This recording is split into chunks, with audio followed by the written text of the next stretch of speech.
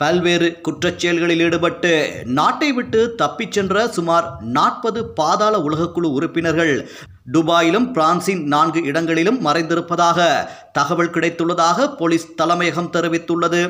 Vision கேயா, நம்பகமான பார்வை. எங்க பார்த்தாலும் இப்ப விஷன் கேயா. அத்துடன் பாதாள உலகக்குழு செயற்பாடுகள் இடம்பெறும் 43 இடங்கள் அடையாளம் காணப்பட்டுள்ளதாக தெரிவிக்கப்படுகிறது.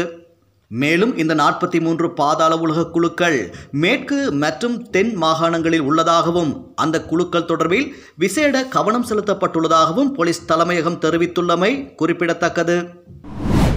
குவைத்திலிருந்து பணிபுரிந்துவிட்டு இலங்கை திரும்பிய ஒருவரை மாவத்தகமையிலிருந்து கடத்திச் சென்று நாரமல பிரதேசத்தில் உள்ள வீடொன்றில் அடைத்து வைத்திருந்த 4 சந்தேக நபர்களை விசேட அதிரடிப்படையினர் கைது செய்துள்ளனர்.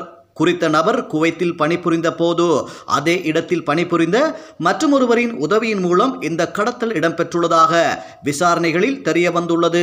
1 கோடி ரூபாய் கப்பம் பெறுவதற்காக இந்த கடத்தல் நடந்துள்ளது. விசேட அதிரடிப்படை அதிகாரிகளுக்கு கிடைத்த தகவலுக்கு அமைய குறித்த நபர் பாதுகாப்பாக மீட்கப்பட்டதுடன் சந்தேக நபர்கள் 4 கைது செய்யப்பட்டுள்ளனர். சந்தேக நபர்கள் நாரம்பல மற்றும் கட்டுபோத்த பிரதேசத்தில் வசிக்கும் 31 மற்றும் 39 வயதுடையவர்கள் என்பதுடன் குறித்த நபரை கடத்த பயன்படுத்திய கேப் வண்டியும் விசேட அதிரடிப்படையினரால் கைப்பற்றப்பட்டுள்ளது. மேலதிக விசாரணைகளை மாவத்தகமை போலீசார் மேற்கொண்டு வருகின்றனர். இந்தியாவின் தனுஷ்கோடி கடல் வழியாக இலங்கைக்கு தப்பி வர முயன்ற இலங்கை பெண் மற்றும் இலங்கைக்கு அழைத்து வர உதவிய இருவரென 3 கைது செய்யப்பட்டுள்ளனர். முல்லைத்தீவு பகுதியைச் சேர்ந்த 45 வயதுடைய விஜிதா என்ற பெண் கடந்த 2023 டிசம்பர் மாதம் விமானம் மூலமாக 6 மாத கால விசாவில் சென்னைக்கு சென்று பாண்டிச்சேரியில் தங்கி மனநோய்க்கான சிகிச்சை பெற்று வந்துள்ளார்.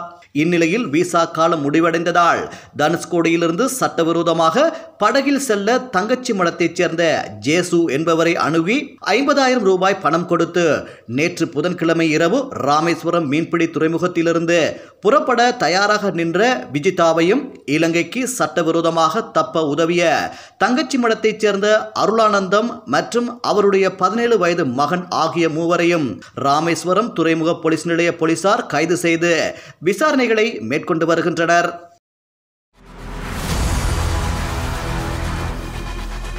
இலங்கையின் முதல் நிலை முதற்கர செய்தி வழங்குனர் வீரகேசரியின் குறுந்தகவல் செய்திகளை உடனுக்குடன் தமிழில் பெற்றுக்கொள்ள டயலாக் வலையமைப்பிலிருந்து REG இடைவெளி வீக்கி என்று பதிவிட்டு 87 960 என்ற எண்ணுக்கு குறுஞ்செய்தி ஒன்றை அனுப்புங்கள். வீரகேசரி செய்தியுடன் இணைந்திருங்கள்.